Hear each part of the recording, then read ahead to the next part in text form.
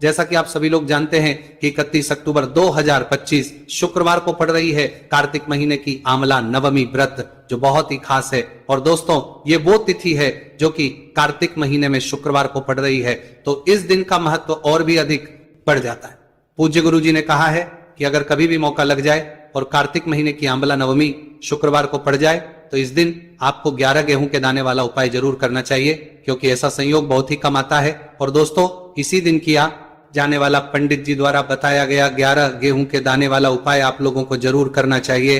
और अगर आप लोगों ने इस उपाय को नहीं किया है या किसी कारणवश नहीं कर पाए हो तो आंवला नवमी के दिन इस उपाय से मत चूकना।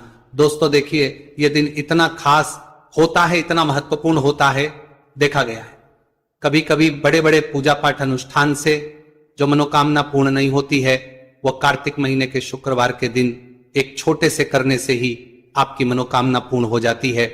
और बहुत सारे लोगों ने इस उपाय को किया भी है और उनको इस उपाय को करने का फल भी जरूर मिला है। अगर आप लोग भी इस उपाय को आंवला नवमी के दिन करना चाहते हैं तो आप इस उपाय को पहले अच्छे से समझ लेना, सुन लेना, उसके बाद करना, आपको इस उपाय का फल जरूर मिलेगा। देखना, आपकी सभी मनोकामनाएं पूरी हो जाएंगी।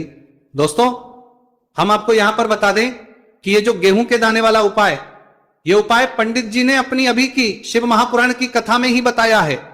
और इस उपाय को करने से आपके घर में चाहे किसी भी प्रकार की दुख और समस्या क्यों ना चल रही हो, आपको उसका कारण भी नहीं पता है कि भाई ये समस्या किस कारण से चल रही है। उसका कुछ भी कारण हो सकता है, जैसे पितृदोष हो सकता है, काल सर्प दोष हो सकता है, या किसी भी तरह का मंगल दोष भी हो सकता है, और भी बहुत तरह के दोष होते हैं, कुछ भी हो सकता है। पर आपको इसको करने के लिए अपने दोष को पता लगाने की भी जरूरत नहीं है। आपके घर में किस कारण से इतनी दुहक और परेशानी आ रही है, वो भी आपको पता लगाने की जरूरत नहीं है। बस शुक्रवार के दिन इस उपाय को कर लेना, क्योंकि इसी एकमात्र उपाय को करने से आपके पूरे घर परिवार में सुख और शांति हो जाएगी। आपके घर में अच्छे अच्छे काम होने लगेंगे। आपकी जो भी मनोकामना होगी वो भी धीरे धीरे करके पूर्ण होना शुरू हो जाएंगी। अब हम समझते हैं इस गेहूं के दाने वाले उपाय को आपको करना कैसे है, किसको करना है। बरसंता इसोशा जो के लिए तौरवान किस समय करना है और कैसे करना है। देखो, उपाय बिल्कुल आसान है, बस समझने वाली बात है। ध्यान से समझिए, उसके बाद ही आप लोग जो है इस उपाय को जरूर कीजिएगा। लेकिन उससे पहले जो भी मेरे भाई, मेरी प्यारी बहनें आज चैनल पर पहली बार आए हैं या मेरी आवाज आज पहली बार सुन रहे हैं, अगर आप भी महादेव के सच्चे भक्त हैं तो वीडियो को और चैनल को सब्सक्राइब जरूर कर लें और कमेंट बॉक्स में लिखें हर हर महादेव, जय भोलेनाथ। अब सबसे पहली चीज हम लोग ये समझते हैं कि इस 11 गेहूं के दाने वाले उपाय को इस शुक्रवार के दिन किसको करना है। तो देखिए, इस उपाय को घर के सभी सदस्यों को करने की बिल्कुल भी जरूरत नहीं है। घर में से कोई एक मुख्य बड़ा सदस्य ही इस उपाय को करेगा तो उस घर परिवार के सभी सदस्यों को इस उपाय को करने का फल मिल जाएगा। और वो बड़ा सदस्य कौन होगा, कौन व्यक्ति इस उपाय को करेगा, तो यहां पर देखिए हम आपको बता दें, घर की बड़ी माताएं, बहनें होंगी, घर की बड़ी माताओं, बहनों में से कोई भी एक माता बहन इस वाले उपाय को कर सकती है। अपने पूरे घर परिवार के लिए घर में सभी सदस्यों को इस उपाय को करने की जरूरत नहीं है। मात्र घर की जो बड़ी माताएं, बहनें हैं, उनमें से कोई भी एक माता बहन इस वाले उपाय को करेगी तो उसके घर परिवार के पूरे सदस्यों को इस उपाय का फल मिलेगा। अगर किसी कारणवश माताएं, बहनें घर में उपस्थित ना हो या वो इस उपाय को कर रही हो, कुछ दिक्कत हो, तो भाई उस जगह पर फिर घर का कोई बड़ा व्यक्ति भी इस उपाय को कर सकता है। माताओं बहनों के कहने का मतलब ये था कि माताएं, बहनें घर की लक्ष्मी होती है। जब घर की लक्ष्मी कोई उपाय करती है तो निश्चित ही भगवान शिव जी बहुत जल्दी प्रसन्न होते हैं और उपाय का फल में बहुत जल्दी और बहुत बड़ा करके भी यहां पर देते हैं। तो आप लोग ये बात समझ गए होंगे। अब हम ये बात समझते हैं इस वाले उपाय को हमें करना किस समय है। इस 11 गेहूं के दाने वाले उपाय को हमें इस शुक्रवार आंवला नवमी के दिन करना किस समय है। तो देखिए, इस उपाय को करने का जो समय है शाम का समय है। अब देखिए, यहां पर हम मुख्य रूप से सुबह का समय नहीं बोलेंगे, क्योंकि देखिए ये जो नया साल है और आप सभी लोग जानते हैं इसका शाम का जो समय होता है ना, इस दिन भगवान शिव और माता पार्वती जी का सबसे प्रिय दिन होता है। तो आप लोग इस गेहूं के दाने वाले उपाय को शाम के समय में कर सकते हो और देखो अगर सुबह करोगे तो आप 8 बजे से 11 बजे के मध्य उपाय को कर सकते हो। और देखो अगर शाम के समय कर रहे हो तो इस दिन जरूर शाम के समय का ध्यान रखना कि रात के 6 बजे से लेकर 7 बजे के बीच में अगर आप इस उपाय को कर सकते हो, कोशिश करना, आपको उपाय का फल जरूर मिलेगा। यह बात आपको समझ आ गई। अब बात करते हैं उपाय की। देखो गुरुजी ने कहा है कि अगर शुक्रवार के दिन आंवला नवमी व्रत पड़ जाए तो इस दिन आपको 11 गेहूं के दाने वाला तो अवश्य ही करना चाहिए। देखो यह उपाय यदि आपके जीवन में कर्जा बहुत अधिक है, आपके जीवन में संकट बहुत अधिक रहते हैं, आपके ऊपर बहुत अधिक विपदा आ रही है, बार बार आपको अपने व्यापार में और अपने धन में हानि देखने को मिल रही है, यानी कि आपको प्रत्येक कार्य में हानि हो रही है, तो आपको यह उपाय करना चाहिए। देखिए इस उपाय के लिए आपको 11 गेहूं के दाने आपको लेने हैं। ठीक है, 11 लेने के बाद में आपको जरूरत होगी चावल के दानों की। 11 चावल के दाने और 11 गेहूं के दाने और चावल के दाने खंडित नहीं होने चाहिए। अब आप कहोगे भैया गेहूं कहां से लेने?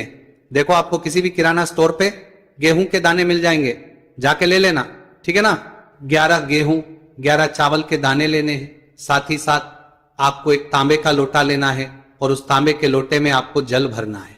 जल आपका खुद के घर का होना चाहिए, मंदिर का नहीं होगा। अब आप ये सब सामग्री लेकर पहुंच जाओगे महादेव के शिवलिंग के पास में शाम के टाइम पे प्रदोष काल में। देखो जब आप ये उपाय कर रहे हो तो अपना फेस रखना उत्तर दिशा, नॉर्थ डायरेक्शन की तरफ। अब यहां पे जो मैं आपको क्रम बताने जा रहा हूं ना, उस मेरे क्रम को बहुत ध्यान से सुनिए। महादेव को अगर कोई सबसे प्रिय है ना तो उनकी सबसे छोटी पुत्री जिनका नाम है माता अशोक सुंदरी, जो आपके पास में चावल के 11 दाने हैं ना, चावल के 11 दानों को माता अशोक सुंदरी के स्थान पर आपको अपना नाम और गोत्र बोलते हुए समर्पित कर देने हैं, है ना। चावल के दानों को रखने के बाद में जो आपके पास में तांबे का लोटा है ना, उस तांबे के लोटे को कहीं पे भी हम जल नहीं चढ़ेंगे। सिर्फ और सिर्फ माता पार्वती का जो हस्तकमल आपको दिख रहा है यहीं पे गोल गोल आपको समर्पित करना है, उसी जल को, और कहीं नहीं। ना तो माता अशोक सुंदरी के स्थान पर, ना तो के ऊपर, सिर्फ आपको यहां पे गोल गोल जलाधारी पर आपको उस जल को समर्पित करना है। अब आपके पास में बचे हुए हैं 11 गेहूं के दाने, और बचे हैं उन्हीं 11 गेहूं के दाने को आपको अपनी मनोकामना, अपने विशेष कहते हुए महादेव के शिवलिंगे ऊपर अगर आप आंवला नवमी व्रत के दिन प्रदोष काल में समर्पित कर देते हैं तो आपकी जो भी मनोकामनाएं होंगी, जो भी विश होंगी, महादेव पूरी जरूर करते हैं। अन्न समर्पण करने से, उस खासकर गेहूं को समर्पण करने से हमारी इच्छाएं पूरी होती हैं। और अगर वो दिन आंवला नवमी का दिन हो तब तो इससे सुंदर संयोग कुछ भी नहीं हो सकता।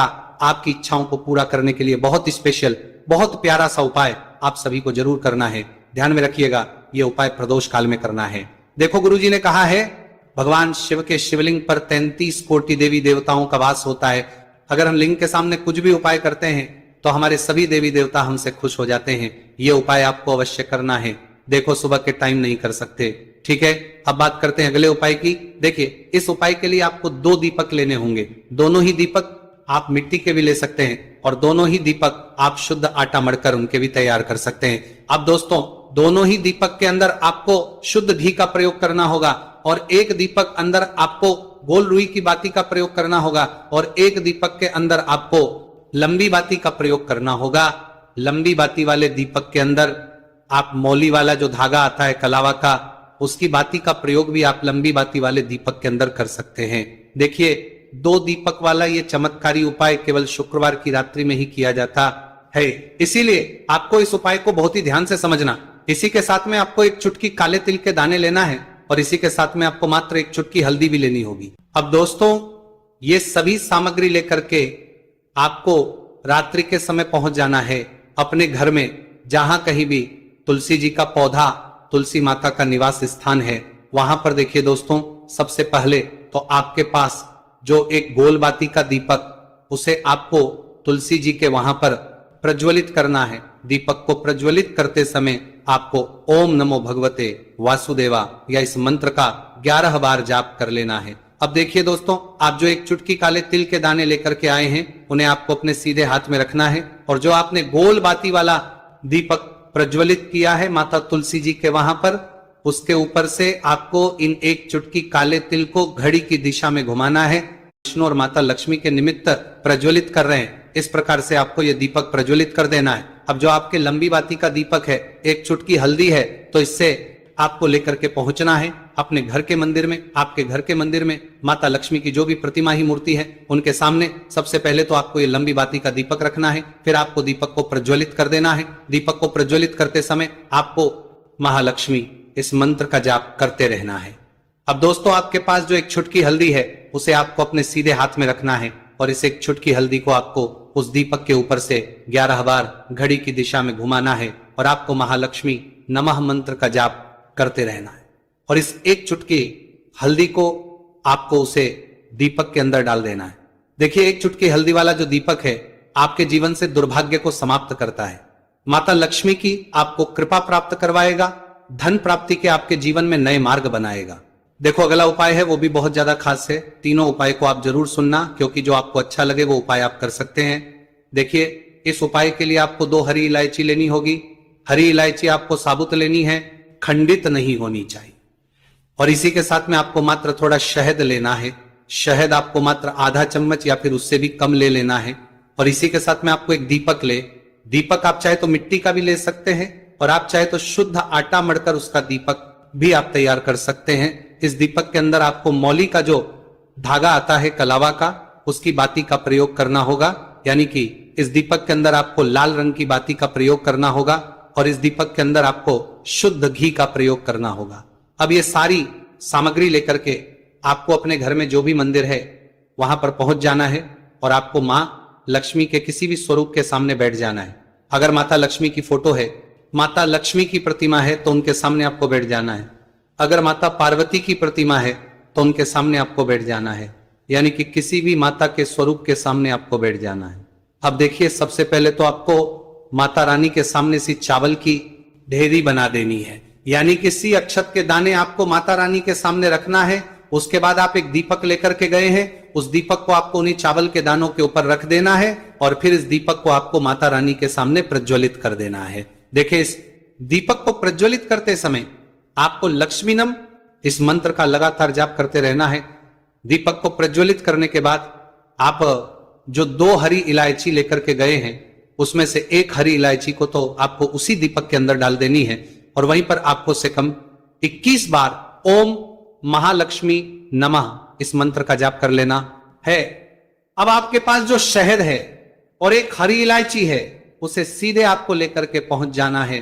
भगवान शिव के मंदिर में पूज्य गुरु जी ने बताया है कि यह उपाय आपको सिर्फ और सिर्फ शाम के समय ही करना होगा। शाम को जब भी सूर्यास्त का समय होता है तो उस समय आपको यह उपाय करना है। लेकिन सबसे पहले तो आपके पास जो एक हरी इलायची है उसे आपको शहद के अच्छे से डुबो देना है। यानी कि शहद का लेपन उसे हरी इलायची के ऊपर चारों तरफ आपको कर देना है। अब ये जो शहद से युक्त हरी इलायची है इससे आपको भगवान शिव के शिवलिंग पर अर्पित कर देनी है और आपको वो श्री इस मंत्र का लगातार जाप करते रहना है। फिर इसके बाद आपको एक लोटा जल भी अपने साथ लेकर के जाना है। तो ये एक लोटा जल भी आपको धीरे धीरे शिवलिंग पर समर्पित कर देना है और आपको इस मंत्र का जाप करते रहना है। फिर इसके बाद आपको अपने घर आ जाना है। इस प्रकार से आपको ये उपाय कर लेना है। तो चलिए दोस्तों, जान लेते हैं गुरु जी द्वारा बताए गए दूसरे उपाय के बारे में। देखिए, इस उपाय के लिए आपको लेना है 11 चावल के दाने। गुरु जी ने कहा है चावल के दाने खंडित नहीं लेने, बिल्कुल साबित होने चाहिए। उसके साथ में आपको लेना है एक बेलपत्र। बेलपत्र का भी नियम है, अगर आपके पास बेलपत्र नहीं है तो आप शिवलिंग से उठाकर उसको पुनः शुद्ध जल से धोकर इस्तेमाल कर सकते हैं। इस प्रकार आपको बेलपत्र लेना है। इसके बाद आपको एक लोटा जल लेना है। अब ये सब सामग्री लेकर आपको जाना है महादेव के मंदिर में। देखो, अब आपको उत्तर साइड में खड़े हो जाना है और सबसे पहले आपको एक बेलपत्र अपने हाथ पर और 11 चावल दाने रखकर शिवलिंग के ऊपर अपना नाम और गोत्र बोलते हुए समर्पित कर देना है और का लगातार जाप करना है। अब आपको जो